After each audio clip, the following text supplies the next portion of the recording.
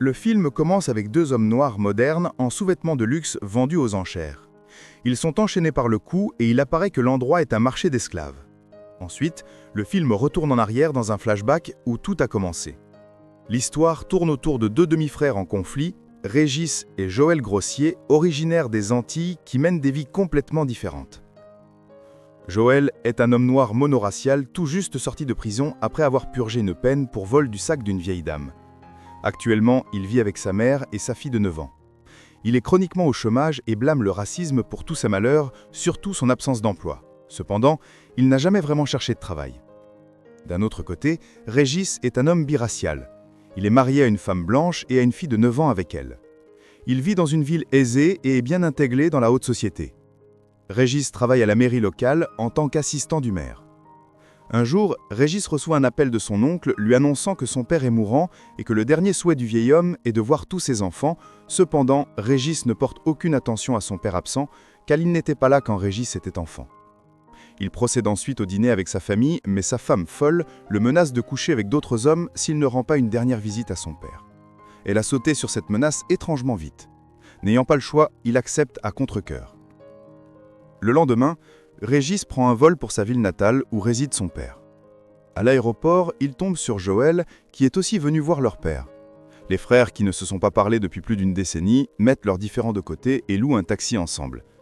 Ils se rattrapent dans le taxi en route vers la maison de leur père. Régis raconte à Joël tout sur sa vie réussie, tandis que ce dernier ment pour cacher ses échecs par embarras. En arrivant à la maison de leur père, ils sont présentés à leur tante et plusieurs demi-sœurs. Il s'avère que leur père a voyagé à travers le monde et a eu des relations avec d'innombrables femmes, ce qui explique pourquoi Joël et Régis ont des couleurs de peau différentes. Les yeux du vieil homme s'illuminent quand il voit ses deux seuls fils devant lui. Avant de mourir, il dit à Régis et Joël qu'ils hériteront d'un grand trésor. Cela excite les frères et ils attendent avec impatience d'en savoir plus sur le trésor. Cependant, à leur grande déception, tout ce qu'ils reçoivent en héritage est le document d'affranchissement de leurs ancêtres. Ce document était remis à quelques esclaves par leur maître pour un travail extraordinaire. Apparemment, les ancêtres de Régis et Joël ont obtenu leur liberté bien avant que l'esclavage ne soit légalement aboli aux Antilles. Cependant, peu préoccupés par la valeur symbolique de ce morceau de papier, ils se moquent de l'héritage. Ils déchirent alors le papier avec mépris, sous le regard désapprobateur de la sœur de leur défunt père. Comme prévu, cela met la vieille femme en colère. Alors elle décide de leur donner une leçon. Elle leur jette un sort vaudou et les envoie au XVIIe siècle, où l'esclavage est encore pratiqué. Dans la scène suivante, quand Régis et Joël se réveillent, ils se retrouvent dépouillés jusqu'à leurs sous-vêtements de marque dans un champ ouvert. Alors que les deux se demandent ce qui s'est passé, deux personnes noires terrifiées passent en courant devant eux. Juste après, deux chasseurs d'esclaves arrivent aussi et capturent les frères Grossier. Ils sont ensuite emmenés dans un marché d'esclaves et vendus à Monsieur Jordan, un propriétaire terrien. Jordan confie Joël aux fermes, où il travaillera sous les ordres de Henri, un contremaître brutal et profondément raciste, tandis que Régis est envoyé aux cuisines de la résidence. Bientôt, les demi-frères découvrent qu'ils ont voyagé dans le temps, jusqu'en 1780, quand l'esclavage existait encore. Le lendemain, les esclaves sont forcés d'écouter un prêtre qui leur lit une fausse Bible sur comment les Noirs devraient obéir aux Blancs, mais puisque les frères Grossier sont les seuls en plus des Blancs qui savent lire, ils refusent d'être d'accord avec le contenu. Régis surprend même le prêtre en lui lisant une ligne du livre. Plus tard dans la journée, Joël arrive tard au champ et se fait frapper par Henri. Fatigué de la torture et du comportement de Henri, Joël tente de s'échapper de la ferme, mais finit par se cogner la tête contre un poteau et se fait assommer. À cause de ses actes, il est fouetté devant tout le monde. Ce soir-là, Régis est convoqué au bureau de Jordan où sa capacité à lire est reconnue. Il le félicite d'être un esclave intelligent et lui donne le privilège de contrôler les autres esclaves avec Henri. Pendant ce temps, Joël se fait soigner ses blessures par une esclave nommée Rosalie. Cela fait seulement 5 minutes qu'ils se sont rencontrés, mais Joël a déjà commencé à l'apprécier. À un moment opportun, il se penche pour un coussier, mais se fait refuser. Rosalie révèle alors qu'elle est amoureuse d'un autre esclave nommé Isadore, à la grande déception de Joël. Le lendemain, Régis accomplit sa nouvelle tâche et commence à ordonner et commander aux autres esclaves de faire leur travail. Joël est choqué de voir son frère agir comme les Blancs et le critique pour être égoïste. Cependant, il s'en fiche et il continue d'être loyal envers ses nouveaux maîtres et rapporte son travail tout au long de la journée à Monsieur Jordan. Enfin, tout le monde dans la Maison Blanche découvre la capacité de Régis à lire et commence à se moquer de lui. Il plaisante aussi sur le fait qu'il sache jouer du piano ou non. À la surprise générale, Régis jouit magnifiquement du piano. Cependant, cela lui vaut d'être sévèrement fouetté par les Blancs.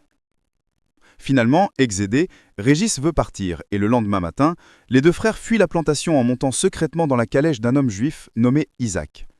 Quand ils arrivent chez lui, Isaac s'approche d'eux et révèle qu'il savait leur présence depuis le début.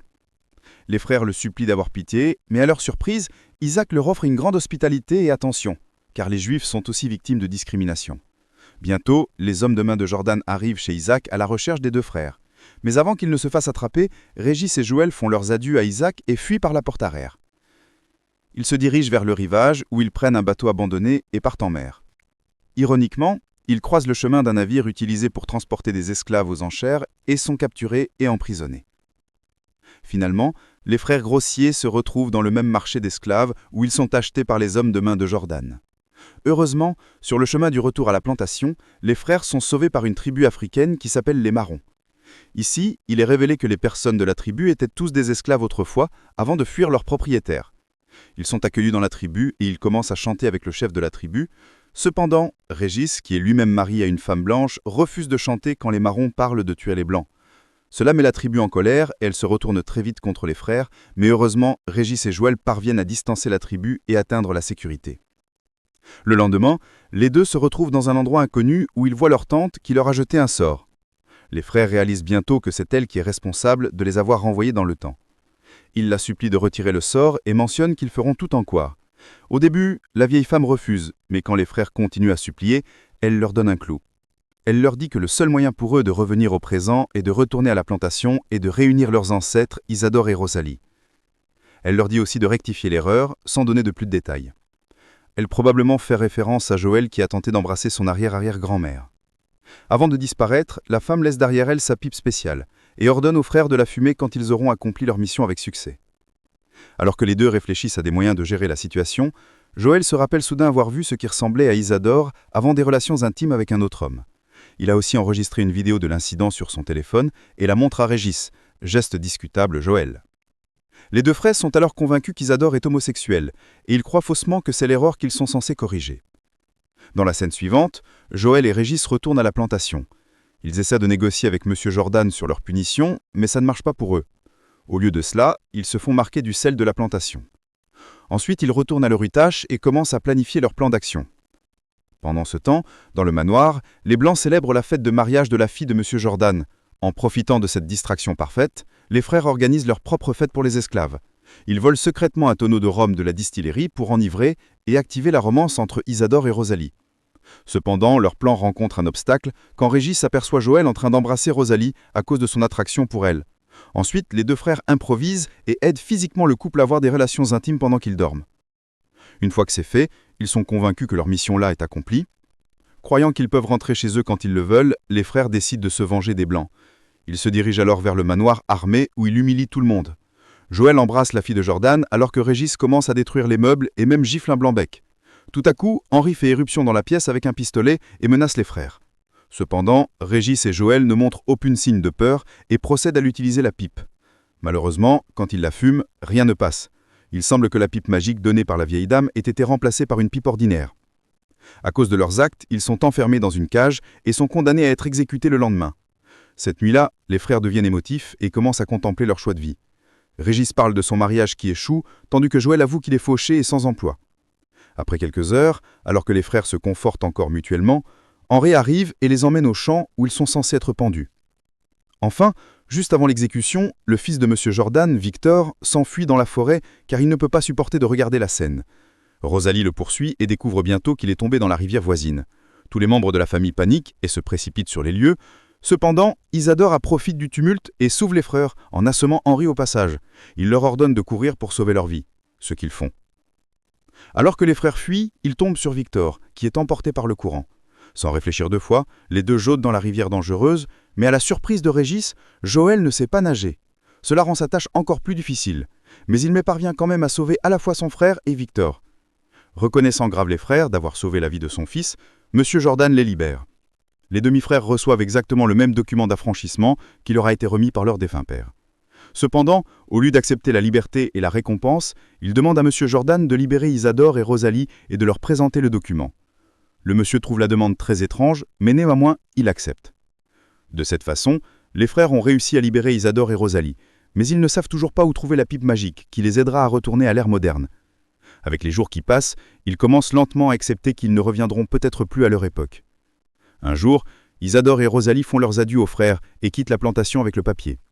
Alors que les deux les regardent de loin, Henri les approche et leur ordonne de retourner au travail. Il sort alors sa pipe et commence à fumer. Quand il essaie d'humilier les frères en soufflant de la fumée sur leur visage, ils disparaissent soudainement, à la grande stupéfaction de Henri. Cela indique que Henri était le seul à avoir pu voler la pipe. Dans la scène suivante, les frères reviennent au présent où ils voient leur tante à côté d'eux. Quand ils voient le document original dans sa main, Régis et Joël sont soulagés. Plusieurs mois passent. Joël trouve un emploi régulier sur un chantier de construction où il se plaint encore de son salaire minimum et que c'est à cause du fait qu'il soit noir. Tandis que Régis retourne à son travail à la mairie. Un jour, quand il est sur le point de quitter son bureau, il salue le maire qui fait une blague raciste. Régis, n'étant plus la personne qu'il était, décide de tenir tête au maire avant de partir en trombe. La scène se tourne ensuite vers Régis et sa femme, ainsi que Joël et sa mère discutant dans le salon de Régis. Les deux conviennent que l'aventure qu'ils ont vécue les a rapprochés en tant que famille, mais une dispute entre leurs filles respectives conduit à la déchirure du document d'affranchissement. Le film se termine alors que les deux frères courent vers leur fille, paniqués.